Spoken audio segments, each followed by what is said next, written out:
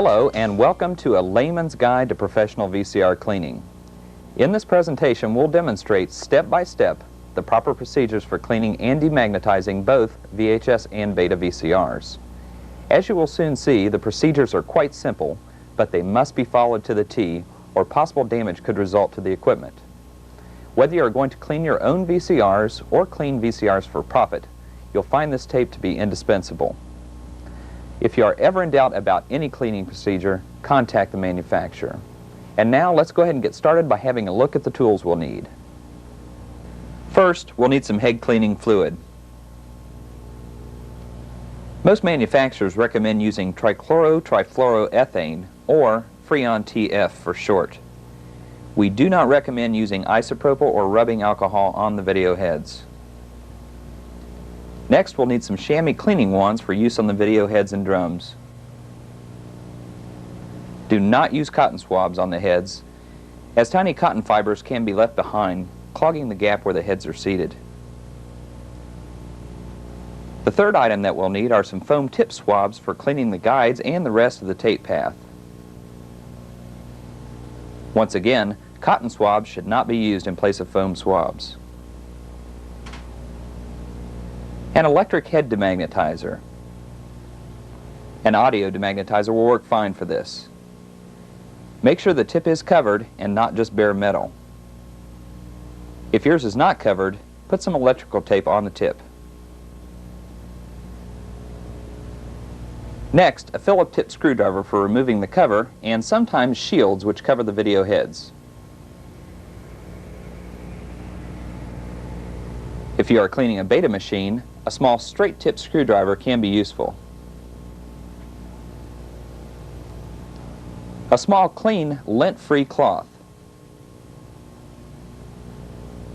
This will be used to hold the upper cylinder stationary and will keep moisture from our fingers from contacting the heads. These items are available from your favorite parts distributor at a nominal cost. Let's now move on to VCR disassembly. The first unit we're going to cover is the VHS model.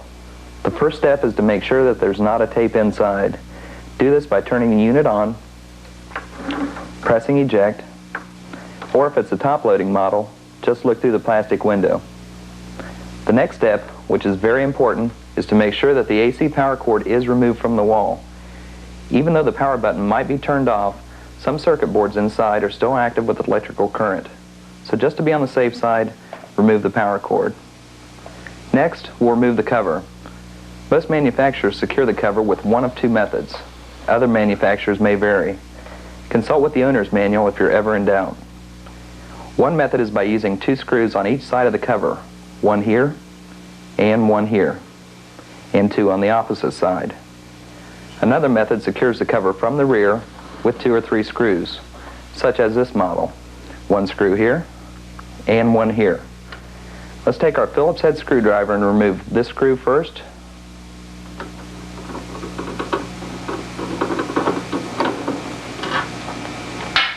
And this screw.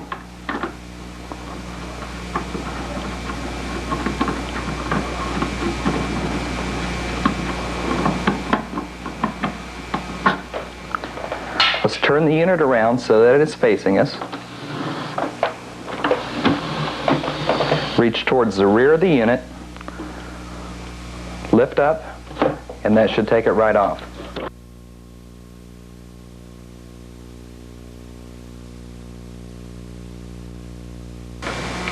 Now that we have the cover removed, let's have a look at some of the parts and assemblies inside. For demonstration purposes, we will remove the cassette housing assembly. This will allow you to have a better view as we describe the different parts you are about to see. During a normal cleaning, there is no need to remove this, and we recommend that you do not.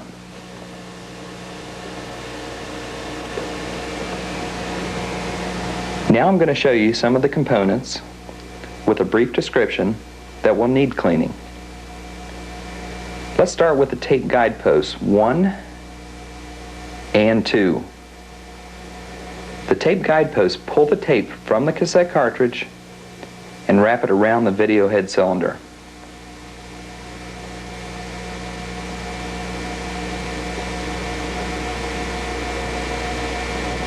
Next, we have the angle posts, 1 and 2. Their function is to properly align the tape on the head cylinder unit.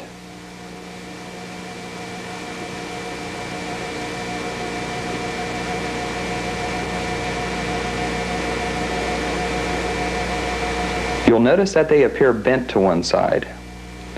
You will also notice that the head cylinder unit is angled in the same direction. This process of the tape traveling at an angle to the video heads is called helical scanning.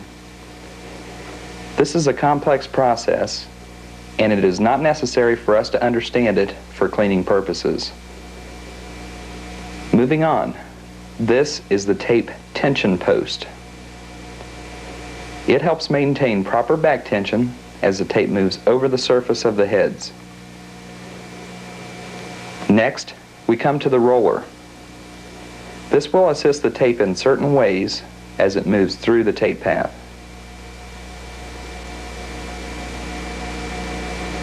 Next, we find the full erase head. This is a small electromagnet which engages in the record mode to erase anything previously recorded on the tape.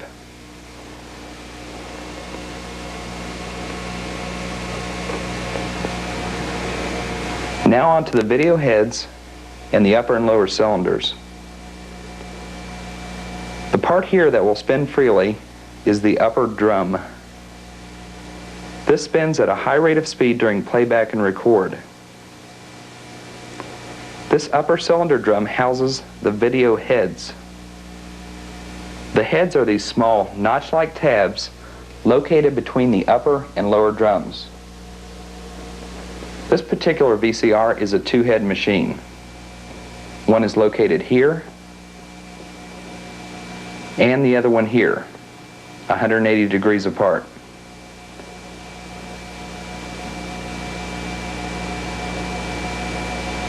On a four-head VCR, you will usually find two more heads, located approximately 90 degrees apart.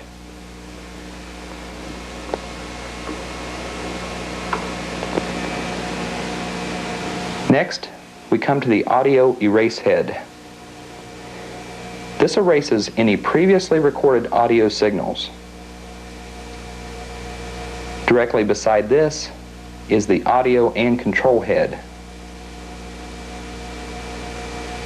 It is divided into two sections, the upper being the audio record section, and the lower is the control track head.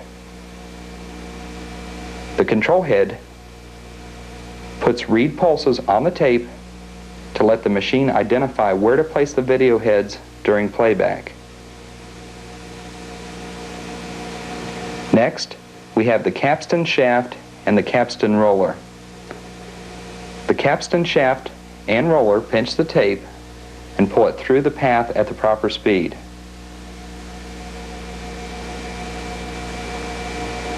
Last, we come to the idler wheel.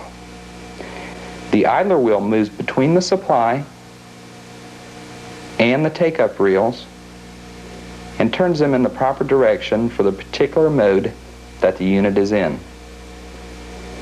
One thing to note, direct drive and gear-driven models do not have exposed idlers and therefore won't require any cleaning. Let's go ahead and start our cleaning. Make sure you have a well-lit area before you begin. Take your head cleaning fluid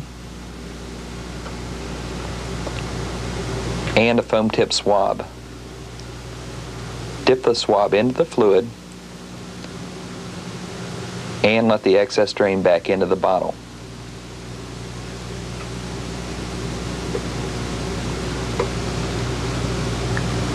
The first items that we're going to clean are the tape guideposts, here and here.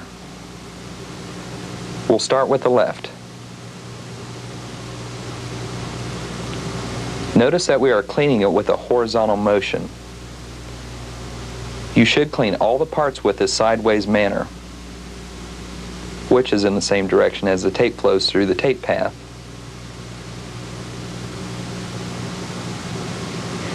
Make sure that after you are finished, the post looks clean and all the tape residue has been removed. Now let's clean the other one in the same fashion.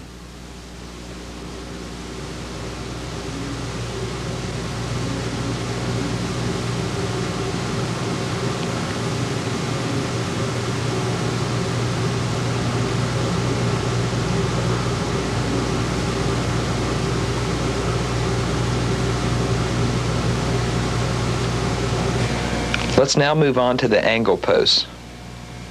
Here and here.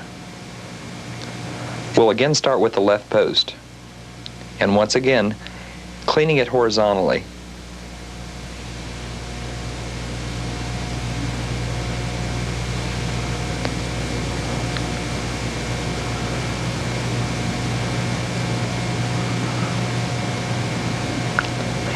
After it appears to be clean, go ahead and do the right post.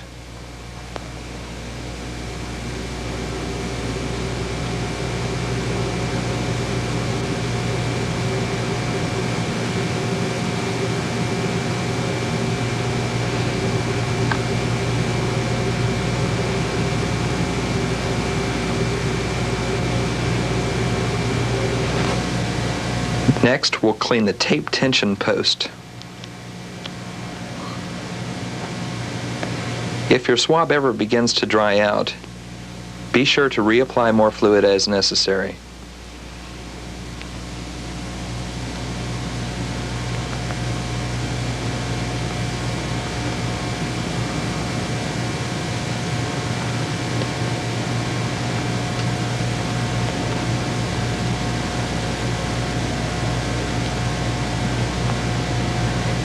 After it appears to be clean, move on to the roller.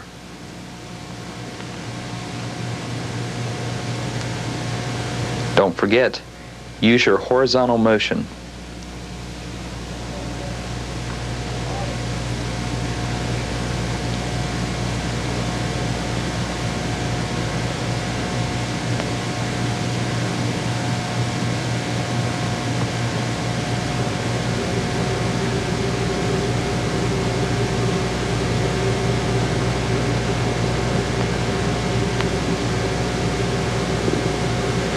After you're finished there, clean the full erase head.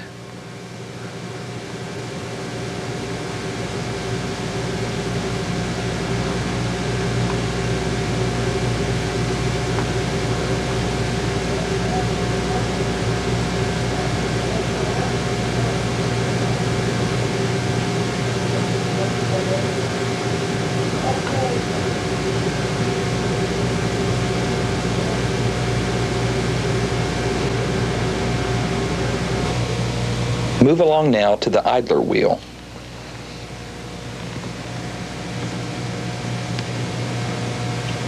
Clean the rubber surface until all the residue is removed.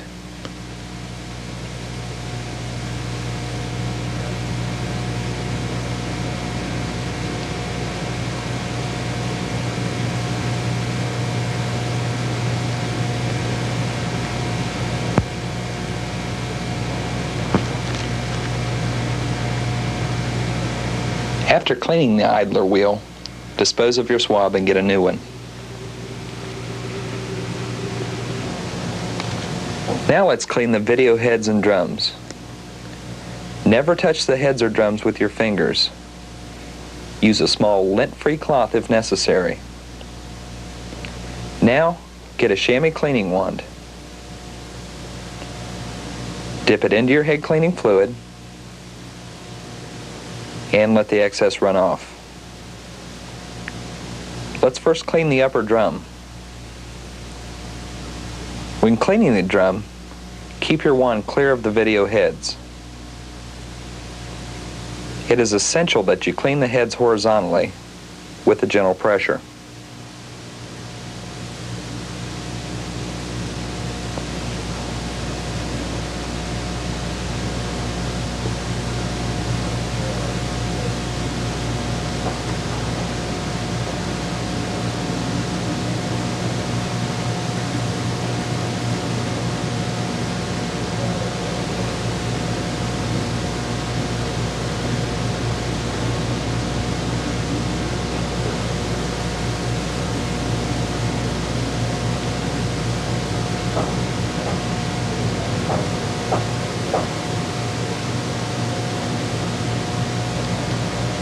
Now that the upper drum is clean, we'll do the lower drum. And remember, stay clear of the video heads.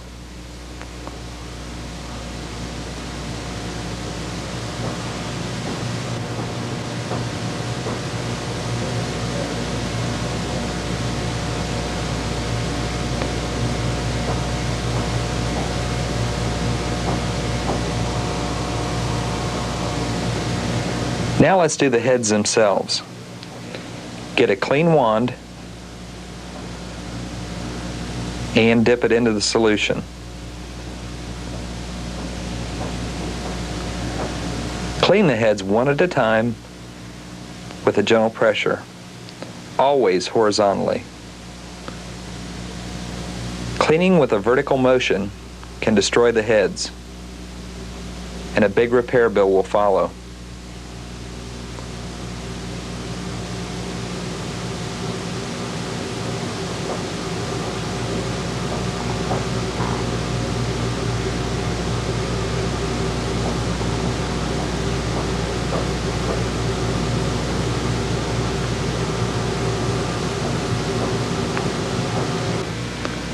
Let's now do the audio and control head.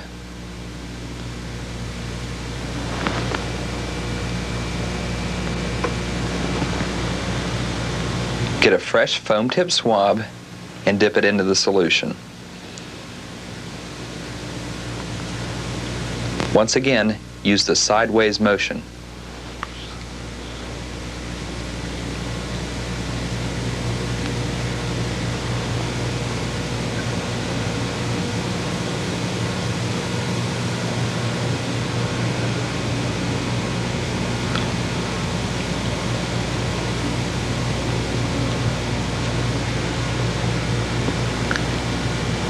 After it is clean, move on to the capstan shaft.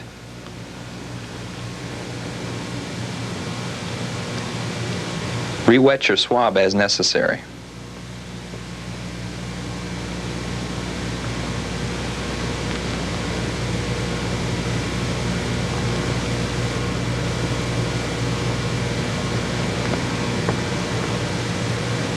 The last item we'll clean is the capstan roller. 2 swabs may be necessary, as the roller collects a large amount of dirt.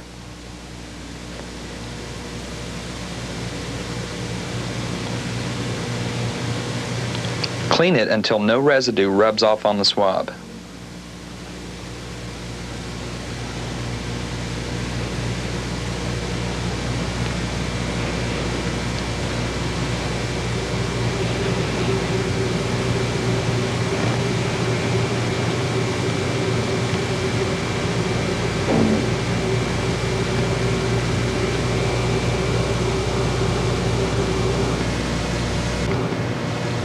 Let's now move on to demagnetizing. Get your electric demagnetizer and plug it in. Make sure that you keep it away from your magnetic tapes and watches if you're wearing one. With the demagnetizer on, bring it within about 1/4 inch away from the audio and control head. Leave it there for about 3 seconds and very slowly pull it away from this assembly. When it is about 2 feet away, snap your wrist and turn it off. This will break the strong magnetic field between the two. Repeat this process with the angle posts, tension post, capstan shaft, and the full race head.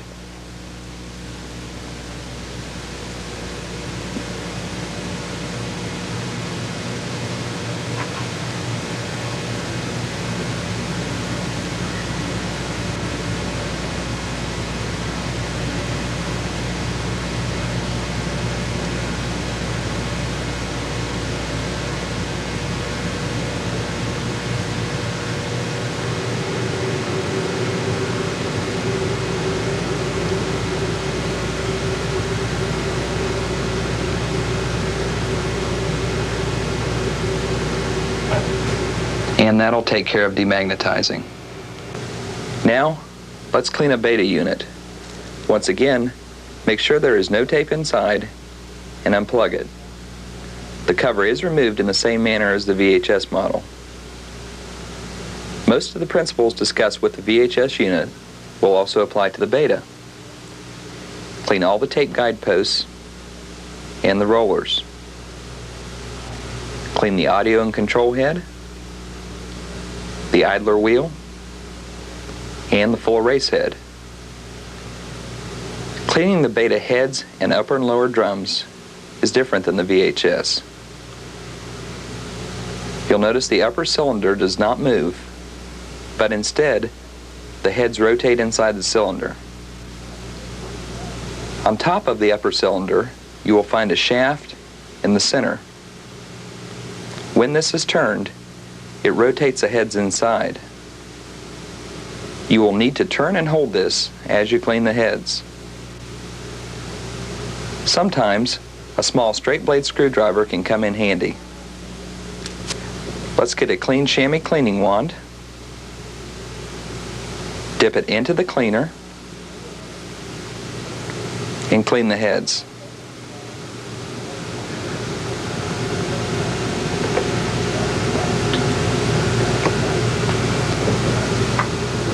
This particular model is a 4-head. Turn the screwdriver and position the first head for cleaning. Once again, always clean the heads horizontally.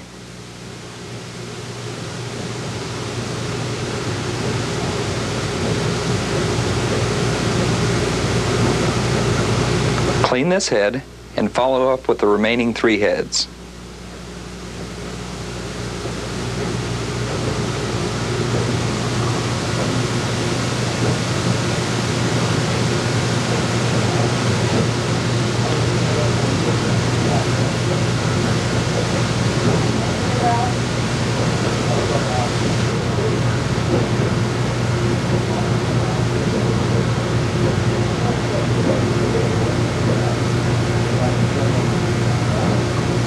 Demagnetize your unit as you did with the VHS model.